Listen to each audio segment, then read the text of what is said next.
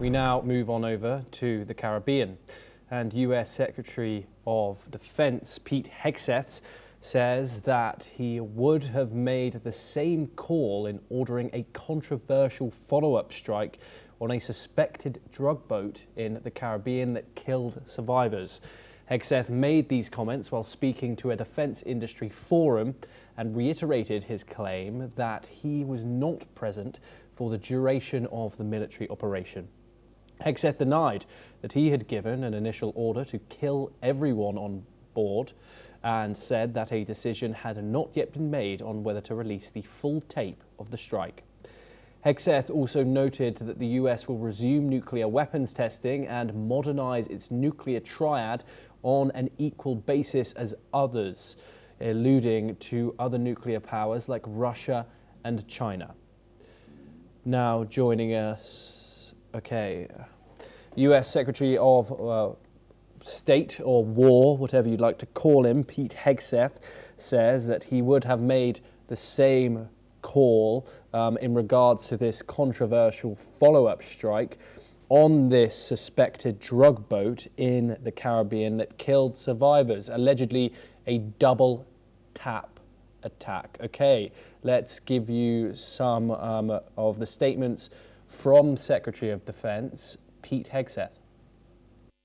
There was protocol for dealing with survivors, but in that, and frankly, there was 10 strikes later, there was a semi-submersible that I think folks here, meaning a submarine. You don't go fishing on a submarine full of drugs. And in that particular case, the first strike didn't take it out. And a couple guys jumped off and swam, from what I understand, a ways away. When we struck the submarine a second time, it sunk, and then you had two people that you had to go get, and we had the ability to go get them. We gave them back to their host countries. That's a story that's already been out in the public. So we didn't change our protocol. It was just a different circumstance. Okay, we're now joined by Major General Sudhakar Ji. He's an international relations and defense expert. He joins us live from the Indian capital of New Delhi. Major General Ji, thank you very much for joining us. Of course, nearly 80 people, or over 80 people actually, being killed now by these strikes, over 20 of which have been extremely controversial. What are your thoughts on how the Defense Secretary has said that he doesn't know whether he's going to release the tape, and also the fact that he said that he would make the same call in ordering this follow-up strike, which killed two survivors on this suspected drug boat, but claimed that he wasn't in the room during the operation. Good evening, Thomas. Thank you for inviting me once again for your show.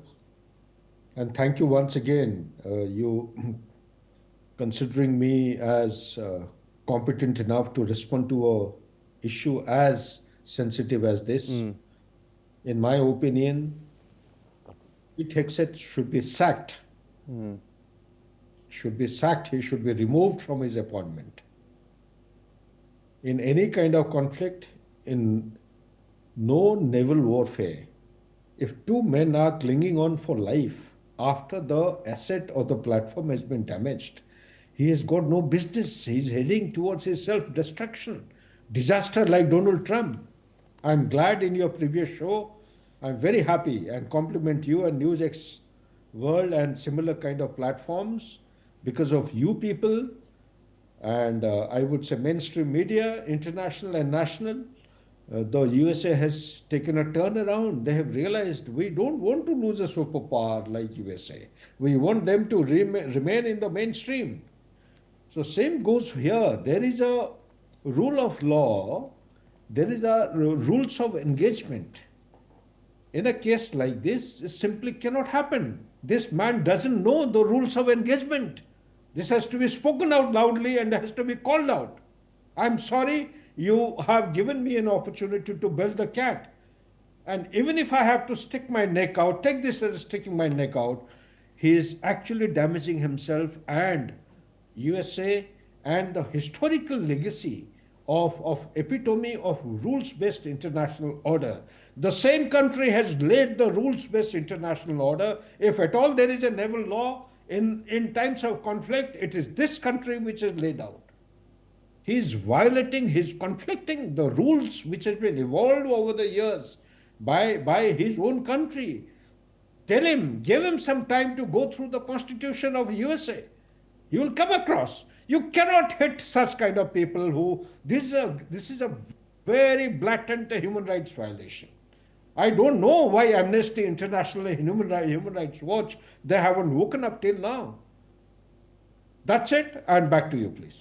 Yeah, just very briefly, what do you think of the theatrics of it all? Of course, there has been visuals released on social media of these strikes happening. These visuals, we don't know if they're going to be released or not. However, unapologetically, visuals of these boat strikes of suspected, reiterate, suspected drug vessels are released on social media. What are your thoughts on the method there? Thomas, I'm a retired general. I don't want to get into any controversy, but let me tell you the fact. You have stopped at a figure of 80, I think. There are 87 people who have been killed. 87 people, I think a large number of boats in international waters which have been actually hit and neutralized. Has anybody in the world, including media, has anyone asked the USA, where is the evidence? Same Pete Hegseth, day before yesterday, he was giving a statement and it was played by NewsX World or some internet, maybe Egyptian channel or Russian channel, and they reproduced, he was saying, alleged, alleged. He was making use of the adjectives. There is no convincing evidence of these people. Why isn't the world order asking for the evidence?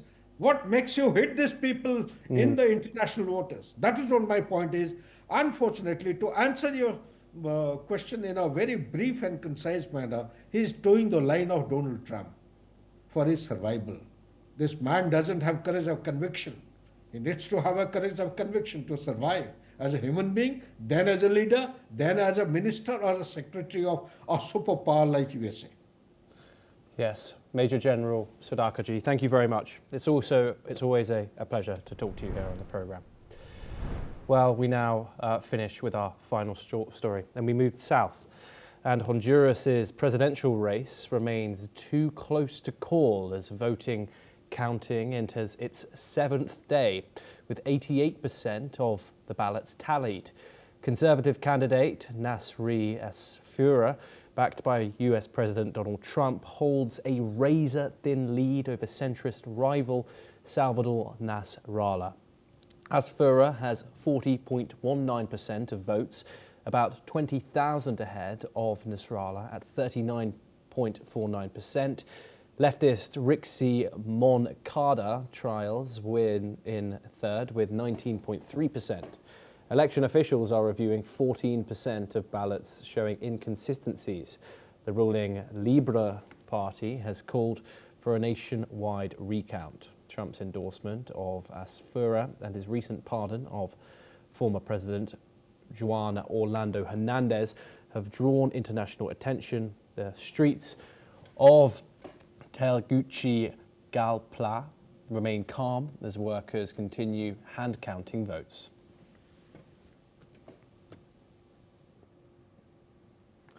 And that's all that we have time for on America 360 this hour. Keep watching NewsX World for more international updates.